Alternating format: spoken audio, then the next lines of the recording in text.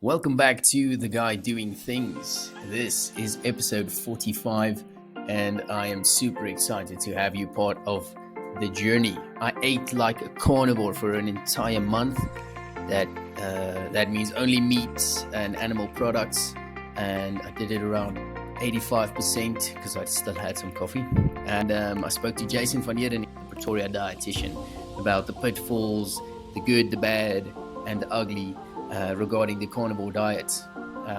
Once again, it seems like this is a trend on The Guy Doing Things, where some video or some audio doesn't work. But thank you so much for supporting the channel, for liking and subscribing, commenting, doing all those type of stuff, and also sharing it with friends. I appreciate you, and I appreciate you being part of the touch, and I hope you enjoy the episode and my time with Jason, and I'll see you in the end. Welcome to The Guy Doing Things. This is episode 45, and with me I have Jason Van Heerden. How do you say it? Well, it's South Africa, so everyone says Van Heerden. Yeah, Van Heerden. There we go. Welcome to The Guy Doing Things. Good to be here. Thanks for having me on. Thanks for the lovely coffee. Cheers. Appreciate it. Cheers. Actually, I'm saying welcome, but I'm at your practice, so thanks for having me in the office with a lovely fern. Beautiful.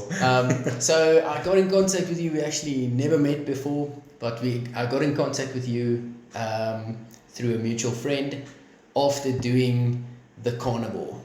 But before we talk about the carnivore, before we talk about diets, tell us a bit about yourself. Where you from?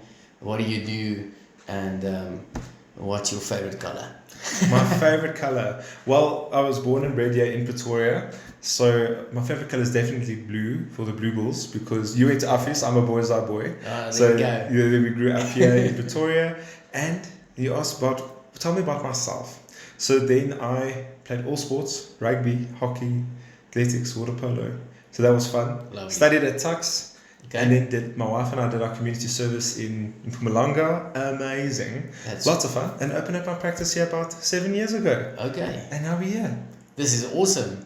Great. And your the journey to here is kind of, it sounds fun, and you have another practice in another location, so that's pretty cool. And the reason I'm sitting with you, having not met you before, is because you're obviously a dietitian.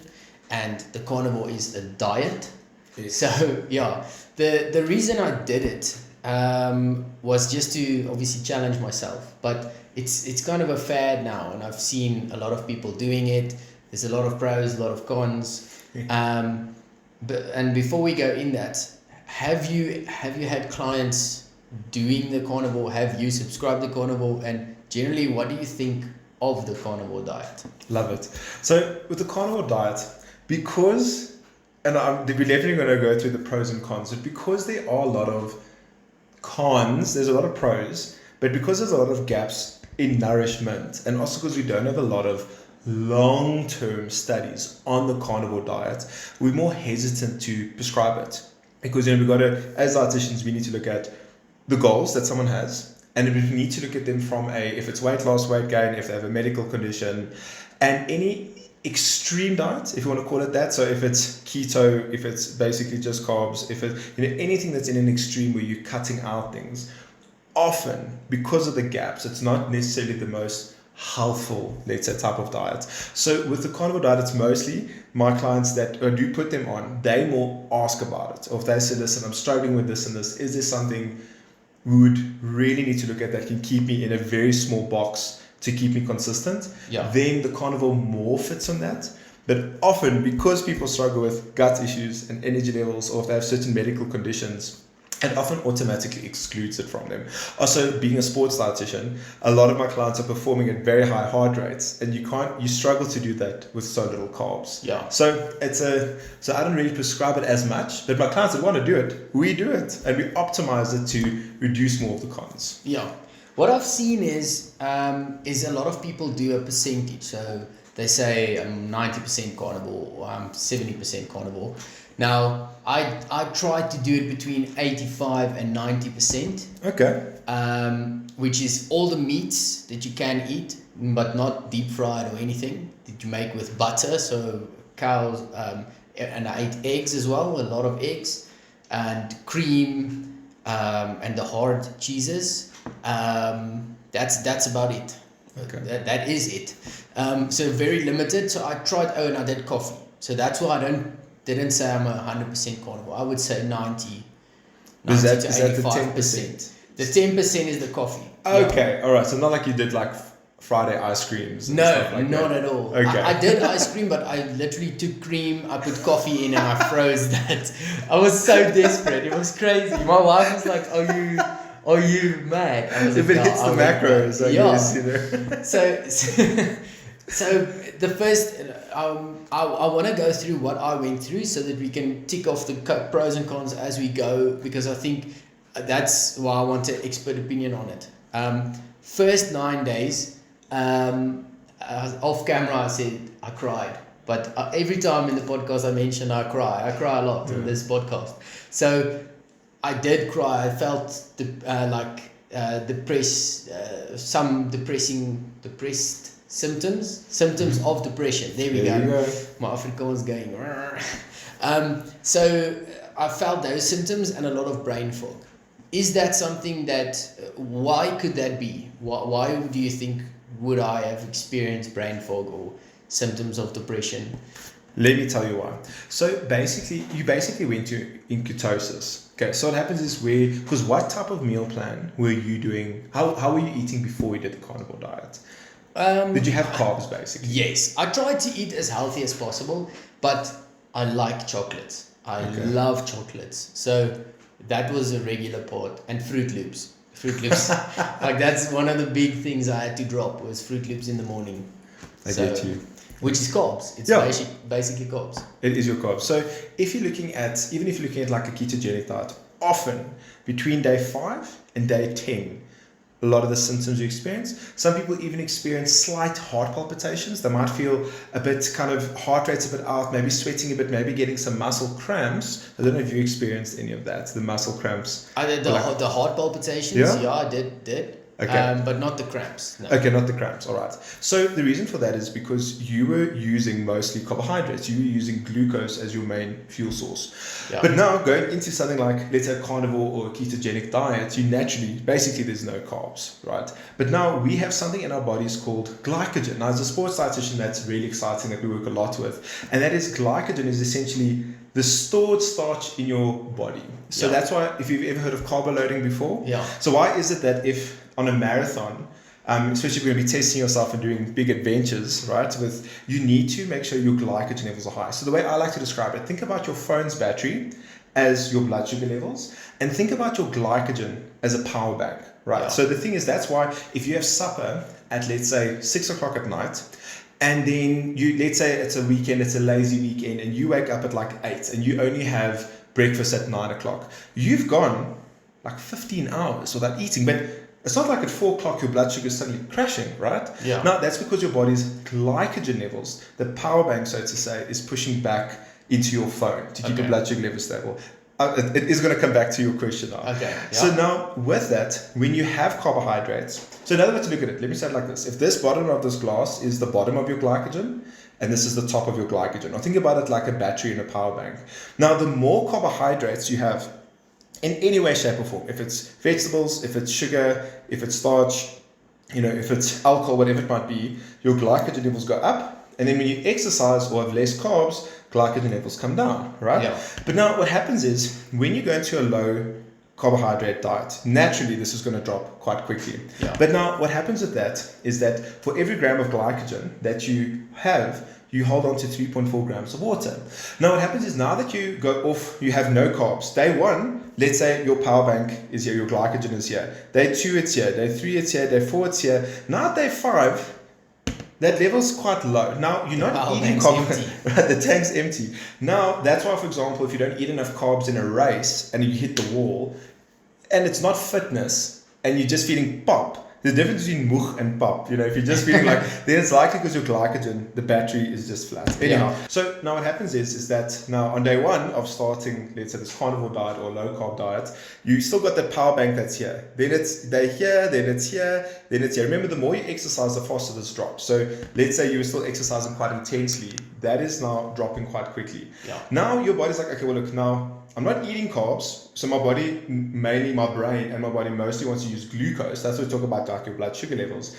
Now, you're not eating enough carbs, but now your stores are also gone. So the body's like, okay, well look, we then are going to switch over into ketosis. So that's where your body starts to use ketones so that your body can utilize more fat. But yes, but from the fat you're eating, like converting that, but also the fat inside your body, and then convert that into a fuel source for the brain, but you still make blood sugar levels. That's why someone's on a ketogenic diet or carnivore diet, they still have blood sugar. And for interest, you still have carbs in your body, even though you're not eating carbs, your body makes it. So your glycogen levels are always staying low. So that's why you can still exercise somewhat well, a little bit, but after about 20 minutes, exercising very intensely, you're going to go flat. To come back to your question, so now your body switches over into ketosis, but because your brain and your body is literally converting into a new fuel source, that's quite hectic on the body. There's also big electrolyte shifts. So that's why, for example, some people feel like heart palpitations or feel like my heart's beating a bit faster, or they get muscle cramps. It's because of that shift in the ketosis and the electrolytes. And that's also why a lot of people struggle with brain fog. So they say, but yes, I'm exercising after 20 minutes. Yes, I'm feeling flat. I'm working. Suddenly I can't concentrate. But it's because of that transition. But often after about day 10, some people day 11, 12, but most people from day 8 to 10 is where your body's kind of used to using the fuel source. You kind of say from going to petrol to diesel, right? You're kind of switching your engine, and then things start to run smoothly. So with that whole shift, also psychologically with using a different fuel source, likely that had an impact there. What's your comment on that? I can definitely experience that because day 10... Did you experience any of those symptoms, or what's your comment on that? Definitely, like the brain fog was a big thing. That's why I asked the question, and I think the reason, or what you explained now, day 10 I felt like a absolute racehorse. So then I could... Diesel works for you. So I could then conquer the world. So that to me, it makes 100% sense, and explaining it like that really helps me also to understand what happened there. And I also understand now why a lot of people maybe give up after like 6 days, because they're like, I'm getting cramps, I'm not feeling well, I have brain fog. I think that's why people then give up. To go then to switching that source, I felt strong. As I mentioned off camera as well, I could do a lot of stuff. The one thing when you mentioned the heart rate, at the end of this diet, we'll talk about more of it in between now when we get to social. At the end, like on the 28th of September, I did a 21K. Wow, how was that? My wife will tell a whole different story, or a more graphic story. Oh wow, okay. But so I try to do it with salt water. So because salt water helps with the cramps, if I'm not mistaken. And kind of and salami to so even more salt, lots of fat. Okay. So that was my source. Afterwards, felt fine. I felt dead, but I felt fine. After 21's not that bad. If you're a runner, 21 is not the end of the world. But I felt like I used a lot of what I had. Felt fine. Sat down. Had a nice. So I ordered at the restaurant, but I just asked for an omelette with cheese, which I can eat, and bacon inside. Okay. And I was happy, and I had a coffee as well, and I felt a bit queasy, but it was fine. When we got home, I was a zombie, and our friends were like, "Are you okay?" I'm like, "I'm gonna take a shower. Maybe it's just a run." And then the entire omelette made its way back to from I don't need to go into more detail. So I think that's where the whole thing came in, or what makes sense now when you said high heart rate exercise. You can't do it when you're on the carnivore. I want to hear if someone ever did it, because I thought that I was there because I did 5K jogs training for that half marathon, So I felt fine during that, and I still felt strong during that time, but it was low heart rate, 120 beats per minute, zone 2 type of workouts. When I went to zone 3 and 4 on the race day, it absolutely just blew me out of the water. So now it makes sense, because my body then didn't want to. I don't know why I didn't cope with the omelette. I think it was maybe the cooking method. 2 comments on that. Okay. One is that your glycogen levels on a carnivore diet don't stay at 0. So it's not if you're having no carbs, it stays here. It still, in the day, slowly increases your glycogen, but you're not going to come here. I mean, so you're going to stay in this zone. So training for a 5K, you're still fine. Like, you're still coping with that. Yeah. But then after 5Ks at that high heart rate, your body, here's what's interesting. Your body still uses a lot of carbs, even if you haven't used carbs. So if you haven't eaten carbs, the higher your heart rate, the more percentage carbs your body uses. So now you get from what you've eaten, okay, that's finished. You get from your glycogen, okay, that's finished. Now here's something interesting. It's not just faster, it's much faster for your body to break down your own muscle and convert that into glucose and fat. We actually burn most of our fat after exercise. Sometimes up to 80% of the fat that we burn is after the exercise. While we exercise, doing any high heart rate activity, we're using the carbs. You burn the fat afterwards. So now, if you're pushing your body at that high heart rate, your glycogen's flat, you haven't eaten any carbs, your body's under a lot of stress because you're forcing yourself. So listen, I'm going to push through. Now your body's breaking down muscle, breaking down protein. And then afterwards as well, if you hydrated, let's say if you hydrated correctly or not, a lot of your blood is still away from your gut because it still needs, you need to recover, all this type of things. Yeah. Now you've eaten something not too heavy, but now more blood flow needs to come back to the gut. And there can be a mismatch there, especially if your body's kind of confused between now, let's say, recovering from the exercise, but as well, and let's say refueling, but then also, let's say, relaxing afterwards as well. So and with your water as well, there could have just been a bit of a mismatch why you didn't feel great, especially if it's a high fat meal, which a carnivore diet. Okay. I've never had someone explain why I puked so beautifully. That was amazing. Well done. Great. But okay, and it makes a lot of sense. So now I know why.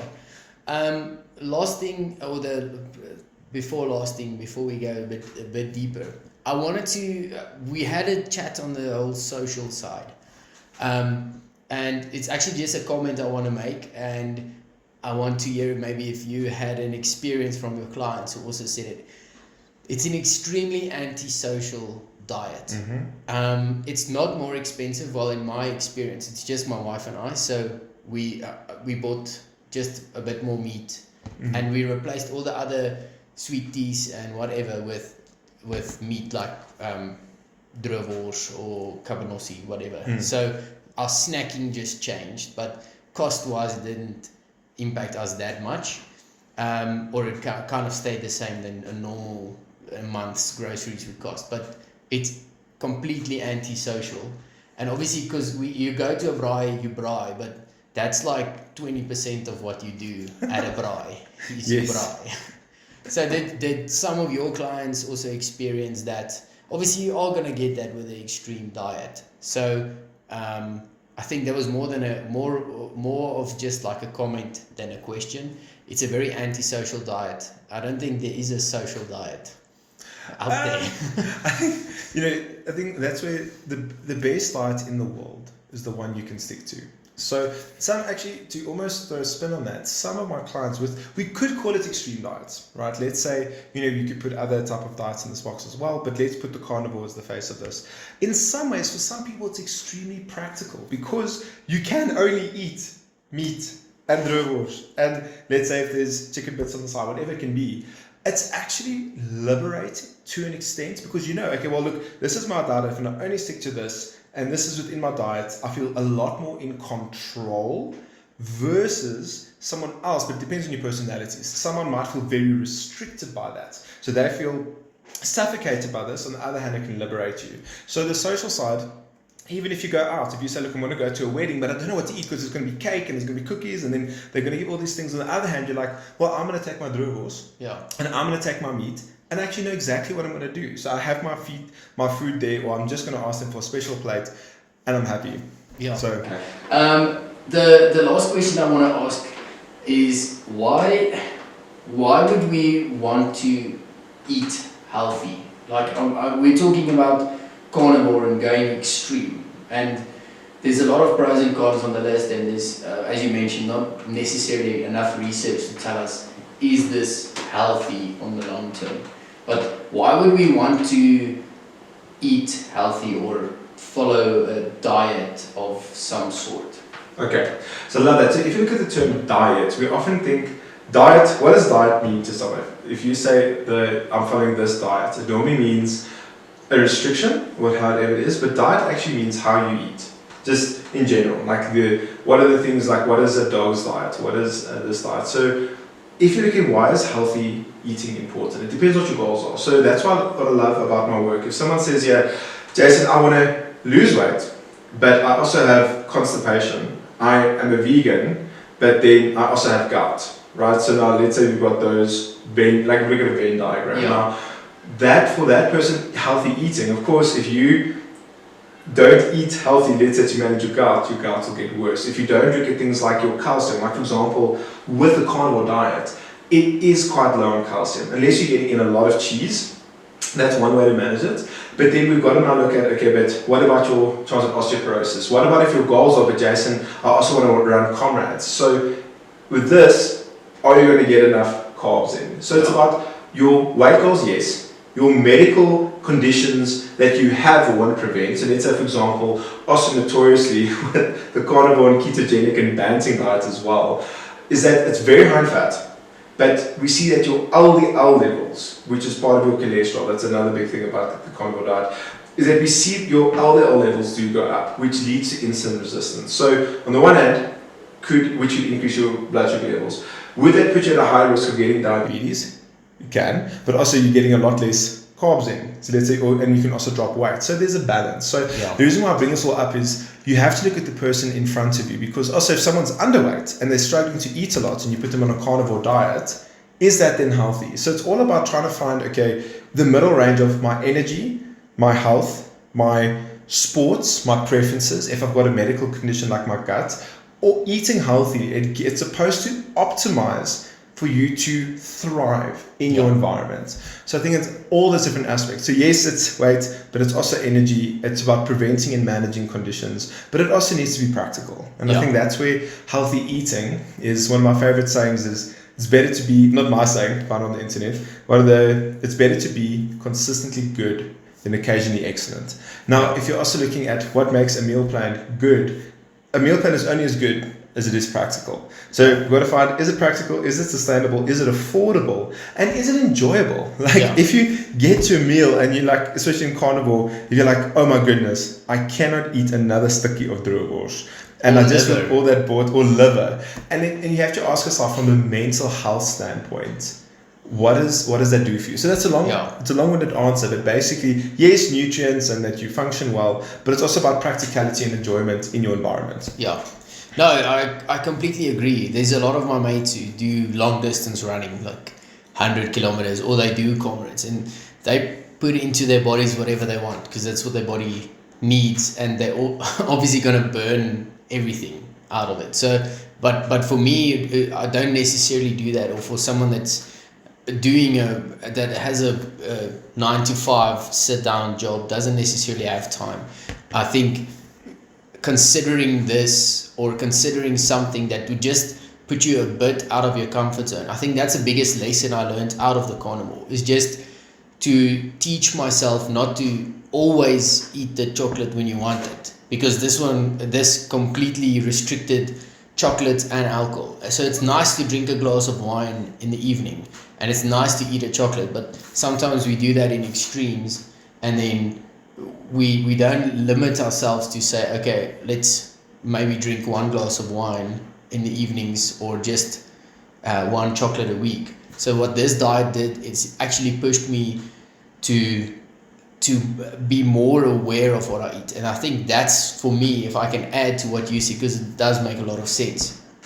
What's healthy for me, and what I would think is healthy for everyone, is to just at least consider what you're eating. If what's in front of you is you're not considering it and you're just putting whatever's in front of you, I think that's a dangerous place to trek on. Yeah. But yeah, thanks for. We need to do another episode on something else in the future. I would love to nerd out a bit more on diet and on eating. If someone was watching this video now or listening on Spotify or any other platform, and they want to learn more about your work or actually come and see you, how do they find you on the interwebs? On the interwebs, so on YouTube and then our social medias, on the socials, and it is Pretoria Dietitian. So just Pretoria Dietitian, and then you will find us. Awesome. Thank you so much for your time. Thank you so much for just kind of guiding me through what I went through, and I hope to have you on the podcast soon.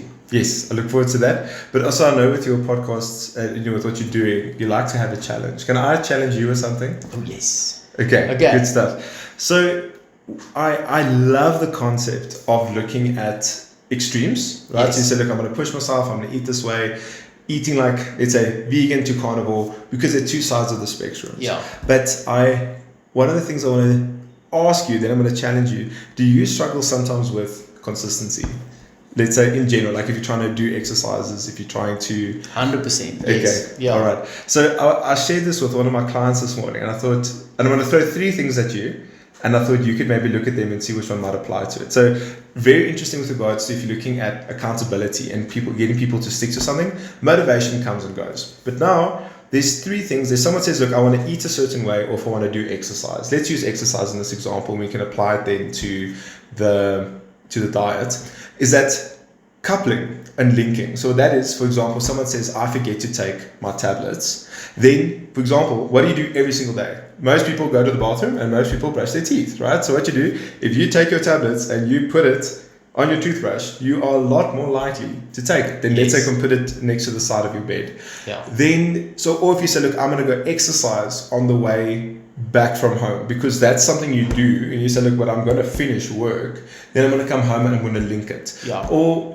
before I go into the house, like if I'm in the garage, let's say, I'm going to do 10 push-ups before I can go in, because you are naturally going to end up in your garage, right? So coupling, linking. The second one is accountability. Yeah. So that's the other thing. If you play, for example, I play squash every Saturday with the dentist over here. So, but if we play at 5 o'clock in the morning, but you have to play with 2 people, right? Yeah. So, well, you can play alone, I guess, but then not as fun. Dietitians versus dentists. Dentists. We need to make a video. Yes, no, this sounds, we've got to do that. But then from the accountability side, you're going to rock up. If you play team sport, you're going to rock up because it's the accountability. Yeah. Or if you run with someone. Yeah. The third one is an interesting one, and that is if someone. This was for me quite interesting psychologically. Is that if you've got to take a certain amount of money, but enough that it will hurt you. So like let's say or make you uncomfortable. Let's just say 300 Rand. Now let's say you want to exercise 4 times a week. Then what happens is that you then take 4 envelopes of 300 Rand and you give it to your friend. And you say, look, every time I exercise, you give me that money back. If I don't do that exercise, you keep it over there. Because then your friend's happy to do it because he gets the money. Yeah. But then, and you can't say I'm going to give it to charity, because you might then say, well, like, the kids are hungry, it's fine. Yeah. So then it makes it uncomfortable for you not to do it. So with you doing all these things and these, let's say, adventures and pushing yourself, I'm curious to ask you, especially with doing so many challenges, where maybe if motivation's lacking and for consistency, I'm actually curious to ask you, which of those 3 do you think would keep you the most in check? So A, coupling or linking. Number 2, accountability. Or number 3, let's say the money and the envelopes thing. I think the accountability, because I love it. Actually, what I'm doing now, which I'll do an episode on, is another eating plan just for the fun with one of my mates. And we have a WhatsApp group together. So we kind of send updates. So that's something that really helps. So I understand what you mean with that motivation part, that accountability really does help. So I can definitely see that as a thing that works. There we go. So we normally look at that with diet, but to exercise. But in diet, you can also apply that. Are you going to do it with someone? That's what makes it easier for you as a family. For example, I see a lot of families, and I have to make a meal plan that's still specific to each person, but it's still practical. Yeah. So that accountability, and then as well, I think, how do I put this? You have to find something that you will be consistent with. Yeah. That is enjoyable. So I think with your challenges, I'm curious to see when we meet again, with you doing a lot of more extreme things, how you think you can bring it all together to be on a consistent path. That's awesome. Thanks for the challenges. That's cool. Awesome. Thanks you so much for watching episode 45. Please go follow Pretoria Dietitian on all the socials and pay Jason a visit. And then we'll see you in the next episode. See you in the next one.